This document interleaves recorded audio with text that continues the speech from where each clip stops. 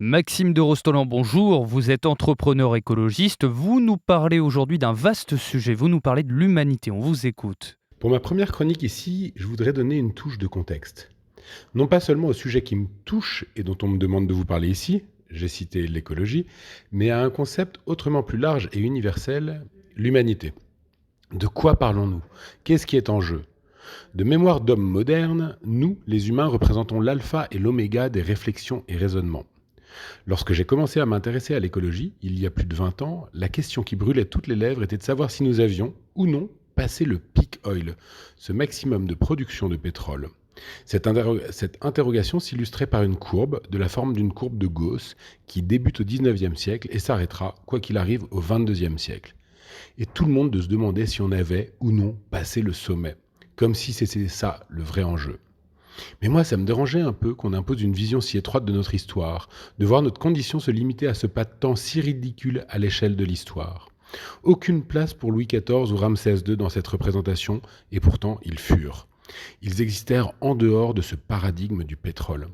Alors j'ai cherché à dézoomer, à prendre du recul pour faire apparaître notre contexte. La Terre, pour revenir à l'essentiel, a 4,5 milliards d'années. Difficile de se faire une idée de ce qu'est 1 milliard. Si 1 million de secondes, c'est 11 jours, alors 1 milliard de secondes, c'est 35 ans. C'est fou la démesure, presque logarithmique dans laquelle nous plonge ce chiffre.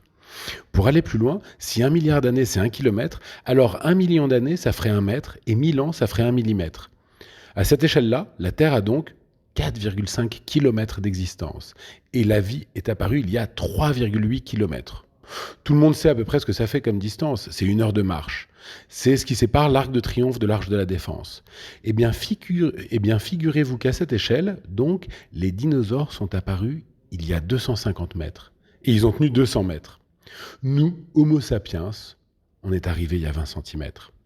Le vivant est là depuis 3,8 kilomètres et nous, petits humains, n'existons que depuis 20 centimètres, le pied écrasé contre l'Arche de la Défense. Et on a découvert l'agriculture il y a à peine plus d'1 centimètre. Le pétrole, cette courbe qui semble cristalliser toutes les attentions, n'aura duré au maximum que 0,3 millimètres. C'est un Dirac, un accident. La question en réalité, c'est pas de savoir si nous avons passé ou non le peak oil, mais si dans 1 millimètre, il restera des humains sur cette planète. Comment une société, une civilisation qui ne sait se nourrir, se déplacer, se soigner, se divertir, communiquer qu'avec une ressource si insignifiante à l'épreuve du temps, peut-elle prétendre s'inscrire dans l'histoire? Peut-elle se prétendre évoluer?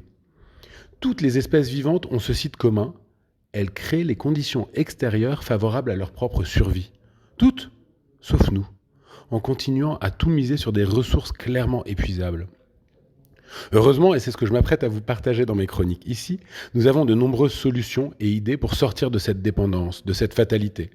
Mais ce préambule, cette remise en perspective de notre condition de mortel, de la vulnérabilité de notre civilisation, me paraissait essentiel pour commencer cette série de chroniques. Merci beaucoup Maxime de Rostolan. Vous êtes, je le rappelle, entrepreneur écologiste. Excellente journée à vous.